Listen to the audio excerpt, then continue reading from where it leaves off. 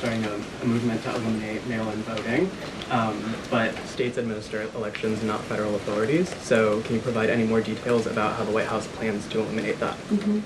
The White House continues to work on this, and when Congress comes back to Washington, I'm sure there will be many discussions with our friends on Capitol Hill and also our friends in state legislatures across the country to ensure that we're protecting the integrity of the vote for the American people. And I think Republicans generally, and the president generally, wants to make it easier for Americans to vote and harder for people to cheat in our elections. And it's quite mind-boggling that the Democrat Party could stand in opposition to common sense. He wants to ensure election integrity.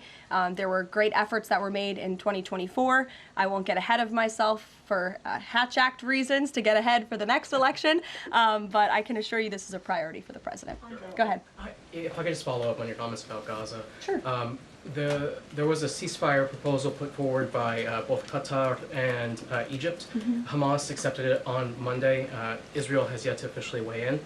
I'm wondering if the U.S. was at all involved in it, if it's supportive of it, and whether or not the president believes Israel should accept it. I don't think it's a coincidence that Hamas accepted this proposal after the President of the United States posted a very strong statement about this conflict on Truth Social yesterday. I would refer you back to that statement. As for this proposal that Hamas has now accepted, the United States continues to discuss it, and I'll let the President weigh in on it definitively. You're welcome.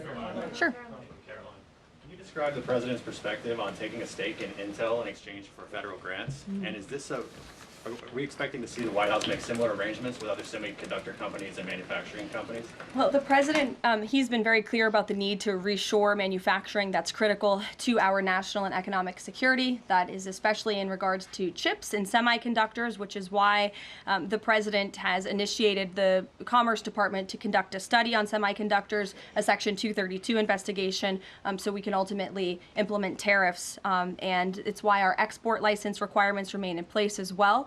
As for this 10% government stake deal, the Department of Commerce continues to work on it. I know Secretary Lutnick is working on it and ironing out the details, but the president wants to put America's needs first, both from a national security and economic perspective. And it's a creative idea that has never been done before to ensure that we're both reshoring these critical supply chains while also gaining something of it for the American taxpayer.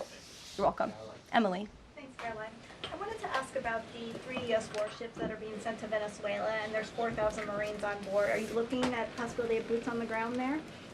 What I will say with respect to Venezuela, President Trump has been very clear and consistent. He's prepared to use every element of American power to stop drugs from flooding into our country and to bring those responsible to justice. The Maduro regime is not the legitimate government of Venezuela. It is a narco-terror cartel. In Maduro, it is the view of this administration, is not a legitimate president. He is a fugitive head of this cartel who has been indicted in the United States for trafficking drugs into the country. And with that, I will leave you all, and we will see you later, if not tomorrow, and I look forward to taking more of your questions. Thank you.